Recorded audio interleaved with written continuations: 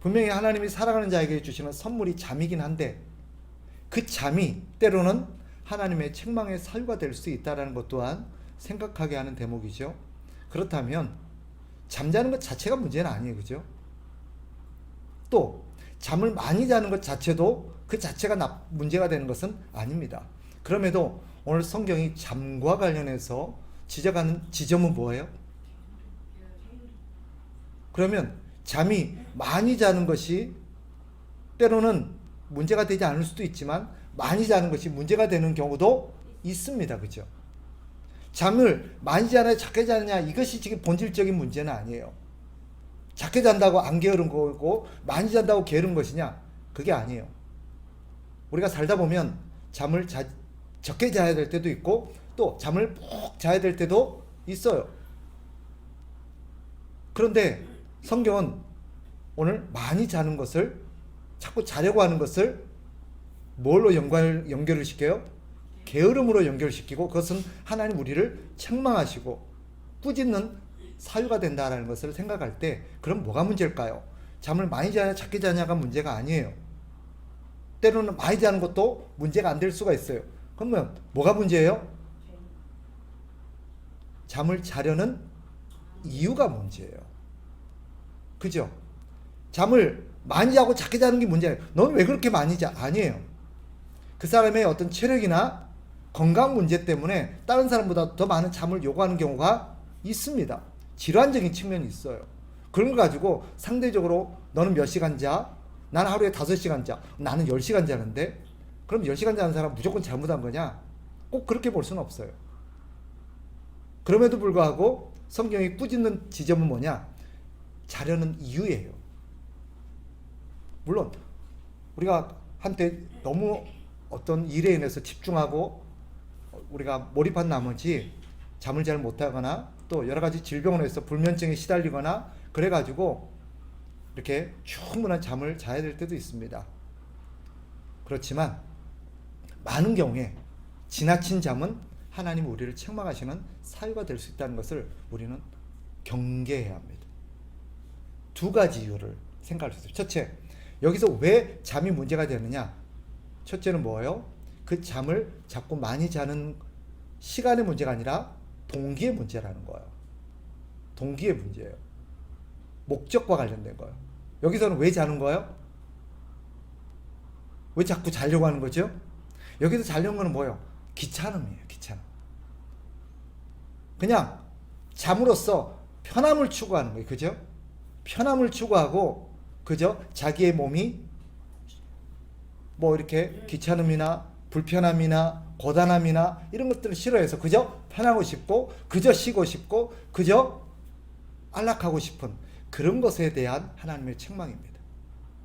또 이걸 적극적인 면에서 하나님이 책망하는 지점은 뭐냐? 해야 될 일이 있음에도 불구하고 그 일을 뒤로하고 자는 게 문제예요. 분명히 여기서는 뭐예요? 해야 될 일이 있어요. 해야 될 일이 있음에도 불구하고 그것을 하지 않고 자는 게 문제인 거예요. 할 일을 다 하고 해야 될 일을 다 마치고 자는 것은 전혀 문제가 되지 않아요. 그런데 해야 될 일도 뒤로 하고 분명히 지금 이것은 해야 될 일인데 그것을 뒤로 하고 자는 게 문제가 된다는 거예요. 그러면 이 게으름과 관련해서 하나님께서 일깨우시는 대목에서 하나님께서 어떻게 우리에게 모델처럼 제시하는 하나의 것들이 있어요. 예가 있어요. 예가. 뭐예요? 계미예요. 계미.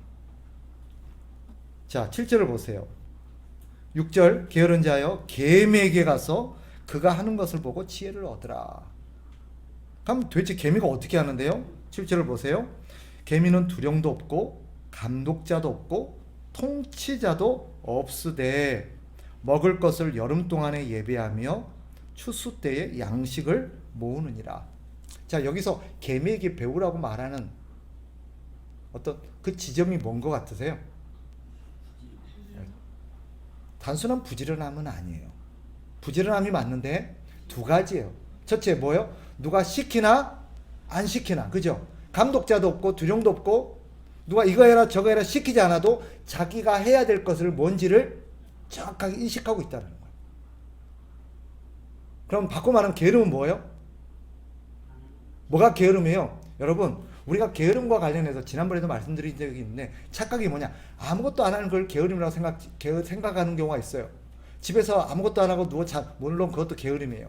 그런데 다른 대목에 보면 뭐냐면 게으른 자가 뭐라고 말하냐면 게으른 자는 문짝이 돌적이를 따라 왔다 갔다 하는 것 같이 한다라고 표현되어 있어요. 이게 무슨 말일까요? 문짝은 가만히 있을까요? 아니면 쉴 새 없이 계속 왔다 갔다 할까요? 문짝이 바빠요, 안 바빠요? 바빠요. 문짝 하루 종일 왔다 갔다 해요. 그죠? 그런데 게으른 자가 마치 뭐와 같아요? 문짝이 돌적이를 따라 왔다 갔다 하는 것과 같아요. 무슨 말일까요? 그렇죠. 바쁘게 살아요. 게으른 사람도. 바쁘게 살아요. 정신없이 살아요. 가만 안 있어요. 근데 성경은 그 사람을 향해서 절대 부지런하다고 말하지 않아요. 오히려 그 사람은 성경이 뭐라 말해요? 게으르다고 말해요. 왜 그래요? 그렇죠. 해야 될 일을 하지 않고 쓸데없는 일에 바쁜 것을 말하는 거예요. 이걸 성경이 게으르다고 말하는 거예요. 그럼 부지런함은 뭘까요? 뭐든 열심히 하는 걸 부지런한 게 아니에요. 여기서 뭐냐면 해야 될 일을 열심히 하는 걸 말하는 거예요. 성실하게 하는 걸 부지런함이라고 그래요.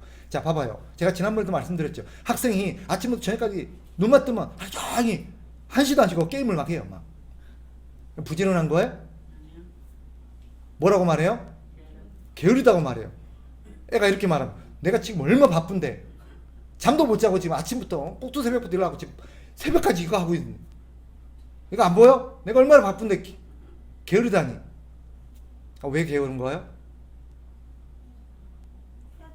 그렇죠. 해야 될 일을 하지 않는 것을 게으름이라고 말하는 거예요. 다시 오늘 본문에 돌아서 게으름이 뭐냐? 자기가 해야 될 것이 무엇인지를 인식하지 못하는 걸 게으름이라고 그래요. 우리는 바쁘게 살고 열심히 살고 있음에도 불구하고 게으를 수 있습니다. 여기 안 바쁜 사람 어디 있어요? 다 바쁘죠. 그죠? 여기 모여 있는 사람들 중에 안 바쁜 사람 없어요. 다 바빠요. 근데도 성경은 누군가에게는 게으른 자라고 말할 수 있을 것입니다. 그래서 한 달란트 받았던 종의 주인이 뭐라고 꾸진지 알아요? 악하고 게으른 종이라고 그랬어요. 그 사람이 그러면 아무것도 안 했을까요? 지 나름대로 바쁘게 뭔가를 했을 거예요. 그런데 문제가 뭐예요? 맡겨진 달란트에 대해서 아무것도 하지 않았다는 거예요. 하나님께서 우리에게도 똑같은 걸 말할 수 있어요. 뭐가 게으름이냐? 본인이 해야 될 걸 모르고 있는 걸 게으름이라고 그래요. 또 뭘 게으름이라고 해요? 하긴 해요. 근데 시켜야만 하는 거예요. 시켜야만. 누가 뭐라 하고 시켜야만 하는 거예요. 학생들이 공부하죠. 그죠? 근데 엄마가 안 보면 그러니까 엄마가 가서 딱 보면 그때 하는 척이에요. 엄마가 뭐라 하죠? 그럼 애가 뭐라 그래요? 하고 있잖아.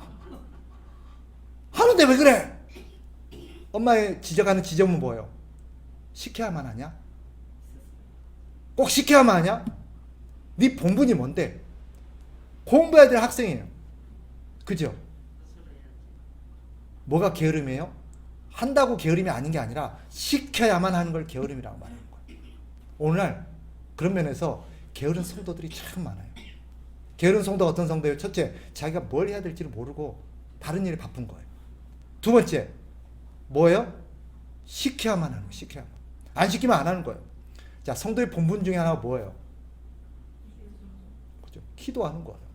근데 어떤 성도들은 기도하라고 꾸짖고 지적해야만 기도하는 사람이 있어요.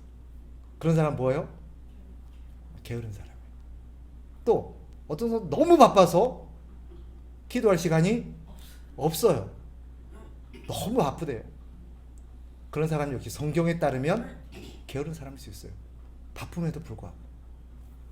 한 가지. 자, 8절에서 말하죠. 먹을 것을 여름 동안에 예비하며 추수 때의 양식을 모으느니라. 이게 부지런함에 성경이 말하는 부지런함이에요. 뭐요? 자, 개미가 1년 내내 일할까요? 아니면 일하는 때가 있을까요? 때가 있어요. 개미라고 사시사철 안 쉬고 계속 일만 하는 거 아니에요. 일할 수 없는 때가 있다는 걸 아는 거예요. 그래서 언제요? 자기가 일해야 될 때에 일하는 거예요. 그럼 겨울에는 개미는 뭐 할까요? 네, 자요. 그때는 쉬어야 되는 거예요. 그때는 일할 수가 없거든요. 그때는 뭐예요? 쉬어야 될 때예요. 때를 모르는 게 뭐예요? 게으름이에요. 때를 모르는. 자, 학생 때는 뭐 해야 될 때예요? 공부해야 될 때요. 그렇죠. 오늘 학생들만 자꾸 얘기하는데 학생 때는 공부해야 될 때예요. 또 청년 때는요? 열심히 일해야 될 때예요. 그런데 공부해야 될 때에 공부 안 하고 일해야 될 때에 일하지 않는 거예요. 노세 젊어서 노세, 이거 절대 비성경적입니다. 물론 우리가 그 취지는 알아요. 하지만 성경은 뭐예요? 일해야 될 때에 일하지 않는 것, 그것을 뭐라고 그래요? 게으름이라고 말해요. 우리는 많은 사람들이 자기가 부지런하다고 생각해요. 그런데 사실 성경에 따르면 우리는 게으를 수 있습니다. 그러면 그 결과로 10절에 나오는 거예요. 9절 10절 여기서 잠이라는 게 등장해요. 잠은요 때로는 지나치게 많이 자는 게 게으름일 수 있습니다. 그리고 성경은 잠이 분명히 하나님의 선물임에도 불구하고 그 잠을 남용하는 것을 또 죄라고 말합니다. 잠은 뭐예요? 잠이 목적일까요? 잠은 도구일까요? 잠은 도구예요. 그죠? 뭘 위한 도구예요? 그쵸? 일을 위한 도구예요. 낮에 일을 하고 밤에 쉼으로써 잠을 주신 거예요. 잠은 왜 주세요? 다시 그 다음날 일어나서 일을 하라고. 피곤하지 않고 체력적으로 지침이 없으면 잠을 잘 필요가 있어요, 없어요? 그런데 어떤 사람은 잠이 목적인 사람도 있어요. 자기 위해 사는 사람이 있는 것 같아요, 꼭. 물론 그런 사람이 어디 있겠습니까만은 시간만 나면 뭐 하려고 그래요? 자려고 그래요. 물론 체력적으로 너무 한계가 있고 그래서 체력적인 한계 때문에 쉼이 필요한 사람도 있어요. 오해하지 마세요. 그럼에도 불구하고 우리 믿음의 선배들은 잠을 지나치게 많이 자는 것을 악하다고 말했어요. 그래서 이 말씀에 근거하며 우리는 잠을 절제해서 자는 게 필요합니다. 그래서 잠은 절제해서 자는 게 필요해요. 어느 정도가 적정한지에 대해서는 사람마다 기준이 다를 수 있습니다. 그러나 이와 관련해서 오늘 제가 잠에다가 좀 포커스를 둔다면 잠은 절제되어야 합니다. 그래서 어떻게 해야 되느냐? 누구보다도 자기 컨디션은 자기가 알아요. 자기 체력도 자기가 알고. 그래서 자기에게 맞는 잠을 설정해 놓고 그렇게 자는 습관을 해야 됩니다. 나는 몇 시부터 몇 시까지 해서 딱 몇 시간을 자겠다. 물론 필요에 따라서 늦게 잤을 때는 그만큼의 좀 늦게 일어나는 게 필요해요. 어떤 사람은 너무 무리수를 둬서 하는 경우가 있어요. 그건 역시 절대 지혜로운 건 아닙니다. 하나님께서 우리에게 잠은 필요해서 주신 거기 때문에 충분한 잠을 자야 되지만 지나치게 많이 자는 것은 게으름일 수 있다. 그리고 그 잠이 악하고 하나님 앞에 책망받을 이유는 뭐예요? 우리가 해야 되고 마땅히 써야 될 시간을 그 잠이 축내버리기 때문입니다. 시간을 소모해버리기 때문이에요. 그래서 우리가 마땅히 해야 될 일을 하지 못하게 만드는 것, 그런 것은 죄가 될 수 있다라는 것입니다. 사실 이 말씀을 딱 생각하면서 굉장히 마음이 많이 찔렸어요. 제가 최근에 들어서 많이 게을러진 것 같은 느낌이 들어서, 그래서 양심의 가책이 좀 들었습니다. 그래서 저도 이 본문을 대하면서 하나님이 마치 오늘 본문을 나 때문에 주신 것 같아요. 김 목사, 너 요즘 너무 게으른 것 같지 않아? 라고 하시는 것 같더라고요. 그래서 제가 항상 알람을 맞춰놓고 이렇게 일어나는 사람인데 언제부턴가 알람을 끄고 사는 생활하는 게 습관이 되다 보니까 이제는 또 그렇게 되는 것 같아요. 그래서 다시 알람을 맞춰놓고 시간을 좀 내가 규칙적으로 잠을 절제하는 게 필요하겠구나 하는 생각을 다시 한번 합니다. 바쁘게 사는 여러분, 우리가 오늘 본문 관련해서 두 가지를 좀 신경 썼으면 좋겠습니다. 첫째, 바쁘게 사는 게 우리의 목적이 아니라는 것. 바쁘게 삶에도 불구하고 성경이 우리를 뭐라고 말할 수 있어요? 게으르다라고 말할 수 있다는 거예요. 그럼 어떻게 되느냐? 우리가 무엇을 위해서 살아야 되는 사람인지, 그리고 하나님께서 우리에게 하라고 하신 일이 무엇인지를 꼭 생각하며 살아야 돼요. 그렇지 않으면 여러분들이 저가 하나님 앞에 섰을 때 하나님 정말 바쁘게 살았어요 라고 고백함에도 불구하고 하나님 앞에 게으른 종이라고, 악하고 게으른 종이라고 책망받을 수 있음을 우리는 경계해야 합니다. 두 번째, 지나치게 내가 많이 자고 있는 것은 아닌지 한번 돌아봐야 됩니다.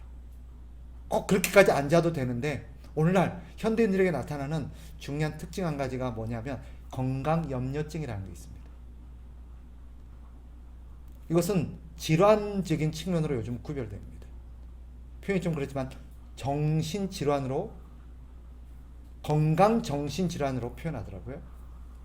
그래서 너무 건강에 대한 염려를 가지고 자기가 잠이 부족하다. 의사들이 진단하기를 사람들이 실제로는 의학적으로도 건강적으로 그렇지 않음에도 불구하고 항상 본인이 피곤하다, 잠이 부족하다라고 느끼고 있는 사람들이 많다라는 거예요. 실제로 그런 사람도 있습니다. 반대 경우도 있어요. 충분히 자고 더 자야 되는데도 괜찮다라고 무리해 가는 사람도 있어요. 그런 사람도 문제지만 별 문제가 아닌데도 불구하고 너무 지나친 건강 염려증으로 해서 하나님을 위해서 써야 될 시간들을 잠으로 소모한다든지 다른 일로 소모하는 것은 역시 우리가 경계해야 될 대목입니다. 우리가 같은 맥락에서 잠과 관련해서 제가 다음에 시간 되면 한번 다루겠습니다만 운동도 마찬가지입니다. 운동을 너무 안 하는 것도 하나님 앞에 불경건함이지만 지나친 운동도 경건하지 않는 죄입니다. 그래서 우리는 뭐든지 절제라는 게 필요해요. 왜냐하면 그 자체가 목적이 돼서는 안 돼요. 잠도, 운동도, 먹는 것도 절대 인생의 목적이 아닙니다. 이 모든 것 다 뭐예요? 수단입니다. 그런데 언제부턴가 수단이 목적이 되어버린 시대에 살고 있어요. 아니에요. 먹기 위해 사는 게 아니라 살기 위해 먹는다는 것을 잊지 마셔야 돼요. 그래서 우리가 이런 면에 있어서 건강한, 경건한 절제들이 필요하다는 걸 가지고 다시 한번 우리의 수면 시간을 돌아보고 또 우리가 목적 없이 너무 분주하게 바쁘게 살아가고 있는 것은 아닌지 돌아보는 그런 계기가 되시기를 주의 이름으로 축복합니다.